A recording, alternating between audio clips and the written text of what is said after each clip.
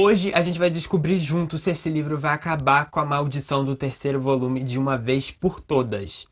Você não sabe o que é a maldição do terceiro volume? Se você tá assistindo esse vídeo e não sabe o que é a maldição do terceiro volume, é porque você não é inscrito aqui no canal, nem acompanha a gente no Instagram, porque já tem um tempão que eu tô falando sobre isso. Mas não tem problema não, ó, se inscreve no canal, aqui no botãozinho vermelho, inscrever-se, que eu vou te pôr a parte dessa história toda. Tem mais de um ano que eu venho lendo terceiros volumes de séries que eu curto muito, e tenho sentido que os livros não são bons, não são satisfatórios. Alguns não chegam a ser totalmente ruins e péssimos, só são decepcionantes em alguns níveis, principalmente quando comparado aos dois primeiros volumes daquela mesma série. Outros, como o Timbre, são péssimos mesmo, e assim, eu tive uma série de leituras decepcionantes que eram terceiros volumes, e eu fiquei, meu Deus, o que está acontecendo? Não é possível que toda série que eu gosto fica ruim no terceiro volume. Foi aí que eu percebi que o problema não era comigo, era a maldição do terceiro volume.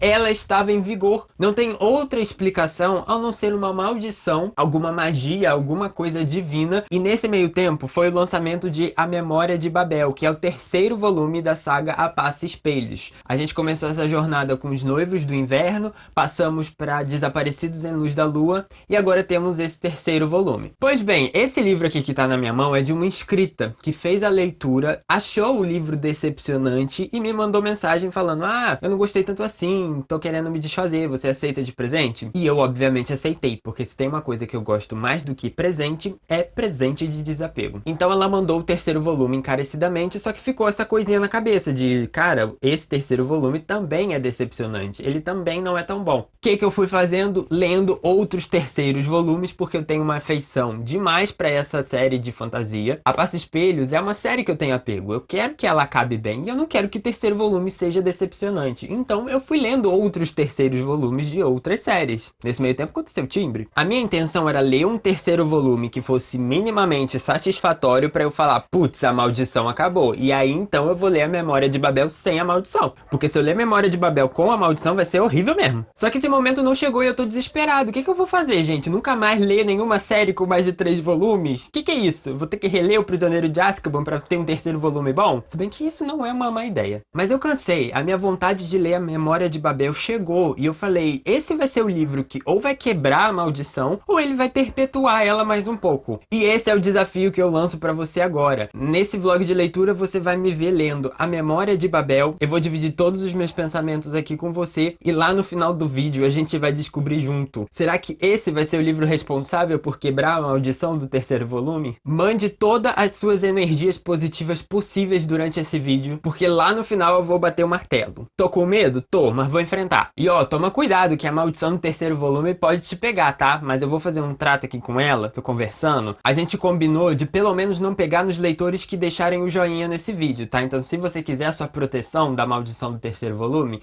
já deixa o like aí pra não pegar. Se não deixar o like, eu já não garanto também, hein? É isso, gente. Vou começar a Memória de Babel e vamos ver o que me aguarda pela frente.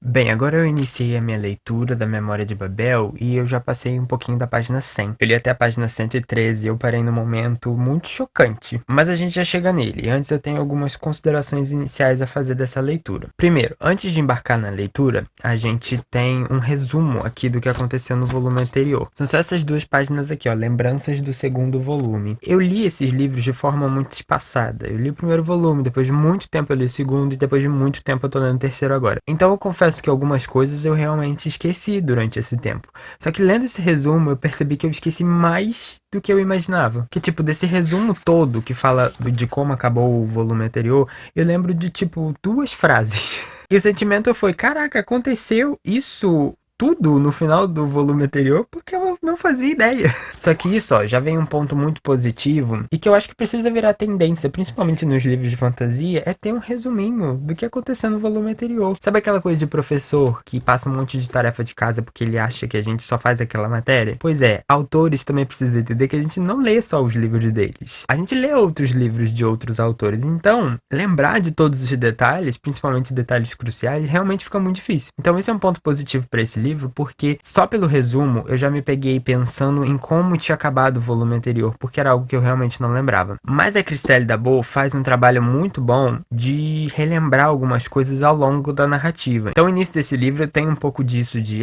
aquilo que aconteceu no volume anterior, só que é de uma forma muito natural, sem ficar piegas demais, sabe? Não é aquela coisa muito óbvia. Então o início desse livro foi um exercício pra mim de lembrar o que aconteceu no volume anterior. E é bom o início desse livro também, porque a Memória de Babel vai começar mais de 2 anos depois de Desaparecidos em Luz da Lua. Então muita coisa mudou nesse tempo. E o início desse livro já prepara meio o terreno, e é um livro que começa já com a sua proposta ali. A gente já vê a Ofélia partindo para uma missão de resgate, digamos assim. Ela vai ter que procurar alguma coisa ou alguém. Eu vou tentar não dar muitos spoilers, tá? De nenhum dos volumes. Pode ficar tranquilo, pode assistir esse vlog. Então ela vai partir nessa busca e é logo ali desde o início, entende? A gente já tem na nossa mente um pouco de como vai ser o enredo desse livro. Vai ser Ofélia buscando essa coisa no final. Só que com essa busca vão vir lugares novos, que no caso aqui é Babel. Eu não consigo deixar de achar confusa a ambientação dessa história. E eu sei que é proposital, eu sei que isso não é um defeito, e eu genuinamente passei a achar cativante a forma como esses livros são confusos, porém eu gosto de ler mesmo assim. Não tem como você entender tudo desse livro na primeira leitura, e muito disso se dá na ambientação da história. Muita coisa é fantasiosa demais e não tem muita explicação. Então você tem que aceitar ou ficar com aquela pulguinha atrás na orelha e seguir a vida. E principalmente depois do final do volume anterior, e aí quem leu Desaparecidos em Luz da Lua vai entender, você acha que sabe muita coisa sobre esse universo, né? Você fala, cara, agora tudo fez sentido.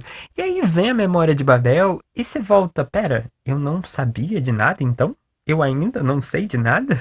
Mas esse é um sentimento muito interessante e eu quero ver se ele vai perpetuar até o próximo volume, que é o final dessa série, ou se vai ser uma coisa de a cada vez que você lê, você vai entendendo um pouco mais. Eu acho cativante porque não é um livro que ele te afasta. O que você não entende desse livro não é suficiente para te causar uma repulsa da leitura. É algo que é cativa, sabe? Eu não sei explicar. Porque tem livros que eu não entendo e isso me afasta. Tipo, Três Coroas Negras, que a gente já vai chegar nele. Mas tem livros como esse aqui que eu não entendo e que me cativam.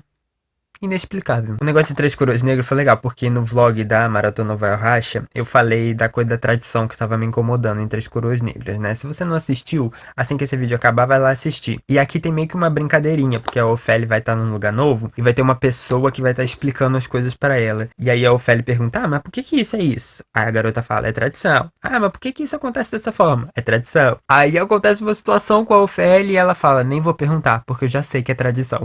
Achei legal essa brincadeirinha com a tradição, que aqui foi bem utilizada no meu ver. E essas 100 páginas terminaram com um assassinato. Na verdade, foi uma morte, mas a Ofélia tá tipo, mataram essa mulher. Quem foi e o que é? Então assim, essas primeiras 100 páginas pra mim foram boas, foram satisfatórias pra um livro de ponte, né? O próximo livro vai ser o último volume, então ele deve fazer bem essa ponte aí. Mas eu tô super interessado nesse enredo. Tô achando bastante promissor mesmo. Tinha mais uma coisa que eu queria falar. Evolução. Evolução. Cara, a Ofélia é uma protagonista muito inteligente. E você vê ela passando por situações nesse livro que você não imaginaria ela passando no primeiro, por exemplo. E aí você chega à conclusão de que, cara, ela evoluiu como personagem. Olha quanta coisa ela viveu e como isso mexeu com ela. Você percebe nitidamente a mudança na personagem. Não de tipo uma página para outra, mas de 2 livros de diferença. E aí você vê a evolução da personagem. Então isso é um ponto positivo para esse início de livro aqui, que ela está agindo super bem. Eu passando por essas situações no lugar dela, eu acho que eu ia dar umas escorregadas. Ela tá num lugar novo, ela tá disfarçada, ela tem missões a cumprir, então assim, não é uma coisa muito fácil, mas ela tá lidando muito bem. É isso, gente, vou seguir a leitura e tô sentindo, vocês estão sentindo a maldição se quebrando? Eu tô, vamos ver, vamos esperar. Vamos lá. Sabe quando você tá lendo um livro que começa super promissor? Nossa, você tá muito interessado pela história, você imagina que o enredo que vai vir pela frente é maravilhoso e o livro vai acabar sensacional. Só que aí ao longo das páginas a autora vai por um caminho que você não estava esperando e vai cagando tudo e você não sabe o que aconteceu no final. Não é isso que acontece aqui! Com certeza a Memória de Babel não é um enredo que eu estava esperando. Mas de qualquer forma eu devorei esse livro, terminei ele de madrugada e eu ainda fiquei mais 1 1 hora acordado só pensando no que eu tinha acabado de ler. Então sim, a maldição do terceiro volume oficialmente acabou. E a ironia do destino é que o livro que eu não queria ler por causa da maldição foi o responsável por sua quebra. Olha só. Cara, eu tô muito feliz de ter feito essa leitura de verdade. Eu achei sensacional essa história. Pra mim, A Memória de Babel acaba sendo um ótimo livro de mistério. E depois que eu terminei, eu parei pra pensar que todos esses 3 livros até agora, mesmo eles sendo de fantasia, e a gente viver no mundo fantasioso, eles misturam muitos gêneros. Ok, é um livro de fantasia, as personagens têm superpoderes, mas é uma história pós-apocalíptica. A gente sabe que esse mundo aqui é o que restou do nosso mundo real. Então, é meio que uma história de ficção científica também. E principalmente o enredo dos 3 primeiros livros são de suspense puro. Romance policial, um thriller, todos os 3 livros são isso. Então, acho que ele é um bom livro que junta bastante coisa. Faz uma sopa deliciosa, meu Deus do céu. Então, se você que tá assistindo esse vídeo até aqui não conhecia a Passa Espelhos até então, dá uma chance. As pessoas acham que por causa dessas capas meio fofinhas em cores bebê, e o primeiro livro tem um enredo envolvendo casamento arranjado, vai ser uma coisa muito simples de menininha, blá blá blá, casamentinho, romancinho. Só que não é nada disso. É uma história muito profunda, muito pesada, tem drama, tem política, tem mistérios, tem assassinatos, enfim. É maravilhoso. Aqui, como eu falei, a gente vai ter um mistério bom. A Ofélia vai partir nessa busca e basicamente o enredo que a gente vai ter é isso. Ela vai ter um objetivo final e ela vai fazer tudo o que for preciso pra atingir esse objetivo. Só que conforme ela vai estar investigando cada vez mais, ela vai descobrir que o buraco é mais embaixo, porque sempre o buraco é mais embaixo. E aqui, na Memória de Babel, a Ofélia vai se sentir muito mais sozinha do que ela sempre teve. Ok que ela não tinha amigos, nem pessoas com que ela pudesse confiar nos 2 primeiros volumes.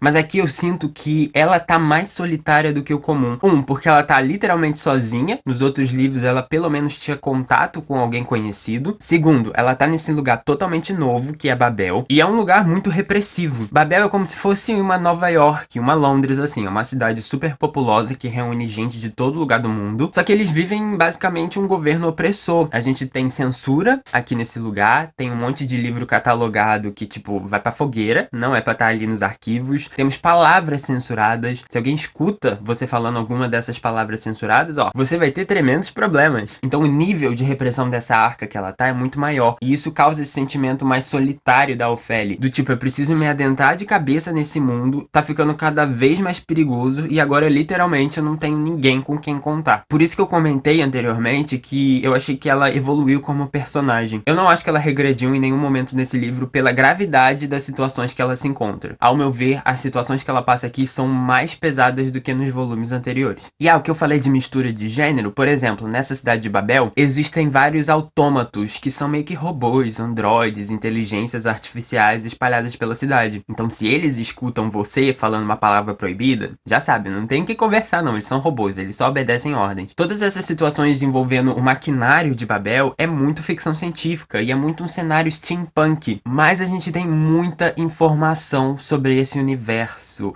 Se você achava que sabia de tudo depois de Desaparecidos em Luz da Lua, meu filho, você não sabe de nada. O final desse livro é reviravolta atrás de reviravolta. Quando você acha que acabou, vem outra na tua cara. O que é muito assertivo da parte da Christelle, porque ela mistura não só os plot twists envolvendo a história dos protagonistas, como também do universo que ela criou, que a gente ainda não sabe o que é. A gente ainda tá buscando, junto com a personagem, informações. Isso é muito louco porque nem eles, aqui vivendo nesse mundo, conhecem a história deles. Eles não sabem o que aconteceu. Eles sabem que houve uma situação ali envolvendo o rasgo, né, que é chamada de rasgo, que é a separação entre o mundo antigo, o nosso, e esse mundo novo. Mas o que exatamente aconteceu, ninguém sabe de nada. Então a gente também faz o papel de personagem de ir descobrindo aos poucos. E isso é muito interessante. Principalmente depois de ler esse livro aqui, que a gente percebe que as histórias estão mais entrelaçadas do que a gente imaginava. E sério, gente, eu dei um berro no final desse livro, porque eu não imaginava esse final. A forma como ela tá costurando a história da Ofélia junto com a história da criação do universo dela é sensacional pra mim. O que faz esse aqui ser mais um livro com muitas perguntas a serem respondidas. Não vá acreditando que no final de Memória de Babel você vai saber de tudo. Você vai ter respostas sim, mas com essas respostas você vai abrir mais 300 perguntas que a autora não vai te fornecer. E de verdade, eu tô achando isso cativante, porque é como se ela fornecesse migalhas pra gente e a gente gosta. Primeiro a gente começa o livro não entendendo nada. Aí ela vai fornecendo as migalhinhas dela e você fica,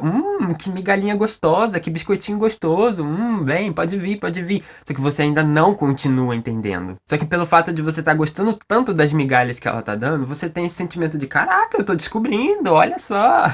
Eu me senti muito envolvido lendo A Memória de Babel. Foi o livro que eu li mais rápido de todos os três. Por causa disso, eu criei um sentimento de, esse é o melhor da trilogia. Só que eu fui abrir o meu Scooby e vi que eu dei 4 estrelas pra Noivos do Inverno e 5 estrelas pra Desaparecidos em Luz da Lua. Esse aqui eu não daria 5 estrelas por si só, e a gente já vai chegar nos pontos negativos. Então aí eu fui refletir mais um pouco e vi que não, realmente Desaparecidos em Luz da Lua é o melhor dessa trilogia, mas isso não tira em nada os pontos positivos desse aqui, tá? Dos pontos negativos de Memória de Babel, vocês vão me achar insuportável, mas enfim, eu vou falar de qualquer forma. A questão dos personagens desses livros também me pega um pouco, porque são muitos. Eu tenho muito problema com personagem, principalmente quando a gente tem muitos personagens no mesma situação. Tipo, aqui ela vai passar por um treinamento, né, pra atingir esse objetivo que ela quer, não estou dando spoilers. Então vai ter muita gente ali em volta dela desse treinamento que eu ficava meio confuso, de tipo, quem é você? Não, mas você é filho daquele cara, mas não era você o tempo todo? Enfim, eu fico confuso com isso. E aqui a gente já tá juntando 3 livros com personagens novos. A cada livro tem personagens que são introduzidos, então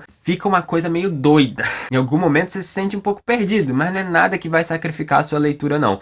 Vai com calma, vai parando pra refletir, que vai funcionar. Só que assim, é uma coisinha que eu tirei meia estrela ali, porque eu dei 4,5. O outro motivo pelo qual eu tirei meia estrela é que aqui em Babel a gente tem personagens que falam algumas palavras em inglês, assim, aleatório. Eu não sei se você sabe, mas esse livro é original francês. Então estou pressupondo que no original as pessoas falam francês e tem essas palavras em inglês misturado. Isso no início é uma coisinha divertida, que dá um toque especial para aqueles personagens. Só que fica muito, muito, muito cansativo depois que você lê várias vezes. Como se eu estivesse apresentando a resenha aqui desse livro. Olha, gente, então esse livro é too much bom. Esse livro é really, really, really sensacional. Chega um ponto que fica muito cansativo. Cansativo mesmo. E vem aquela pergunta do tipo, as pessoas são obrigadas a saber inglês pra esse livro aqui? Sabe, quem pegar esse livro aqui em português no Brasil que não sabe inglês vai ter que ficar parando todo momento pra olhar no Google Tradutor, porque, tipo, não tem nota de tradução do que aquela palavra significa. Não chega a ser um incômodo total, mas eu fiquei meio assim, não sei se eu curti isso não. Sabe?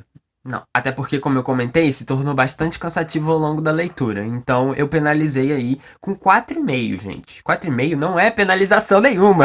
Então, estou fazendo o papel mais uma vez de indicar não só a Memória de Babel, como a Passa Espelhos. Os links vão estar lá na descrição. Comprando por esses links, você apoia o nosso trabalho. É uma das fantasias mais originais que eu já li e que eu tenho lido ultimamente. A forma como ela escreve a mitologia dela, relacionando com a história dos personagens, é sensacional. Tem alguns elementos que você fica, o que é isso, minha filha? Tu tá usando aí alucinógenos recreativos? E não é. É simplesmente a originalidade dela e a forma dela escrever. E como ela faz isso te atraindo pra narrativa e não te afastando, eu admiro ela por conseguir, porque não é fácil. E cara, eu tô felicíssimo de ter saído dessa leitura. Agora, você sabe o que isso significa? Se eu curei a maldição do terceiro volume, ela saiu pra pegar em alguém. Se você não deixou o like, ó, toma cuidado. Você pode deixar o like aqui agora nesse vídeo e se precaver. Antes eu queria agradecer a Ana, que é a inscrita que me presenteou com a Memória de Babel. Infelizmente eu sei que você não curtiu, mas eu amei, então eu aceito seu presente com muito carinho. E também outra Ana, que é a Ana Luísa, apoiadora aqui do canal, que eu fiquei conversando com ela até 1 da manhã depois que eu terminei de ler esse livro. Ficamos trocando teorias e surtando com o próximo volume, porque a gente tá ansiosíssimo pro 4º livro. E você pode se tornar um apoiador checando o link lá na descrição. A gente agradece muito, porque sem os apoiadores não estaríamos lançando esse vídeo nesse momento. Então se inscreve no canal pra não perder os próximos vídeos e eu te vejo nele. Tem muito mais indicação e muito mais vídeo inteligente pra você aqui no Lago nos Livros. Um beijo